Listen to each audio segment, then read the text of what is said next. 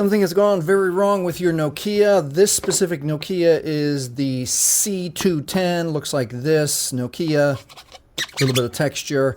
And no matter what you do, you're pushing buttons and you're just stuck here. Let me show you how to get out of, I call this the fallen Android, no command screen.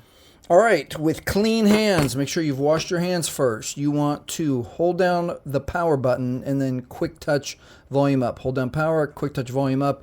And now you're in the Android recovery menu. Now, depending on what you're doing, if you've just done it accidentally, if you just push reboot, it'll just start your phone. Everything's safe, nothing's erased. If you are wiped at a factory reset because you're selling your phone or turning it into work, that kind of thing, then choose this one. Or if you're all the way done, you don't need your phone, power it off. But I'll stick with you. We'll reboot the system, which I'm sure that most people just want to get out of the no command error and use their phone again. So that is it. That's the answer. It'll reboot all the way. I'm not going to make you wait for several more minutes. Hey, if this has helped you, please like, please subscribe. Thanks so much for watching.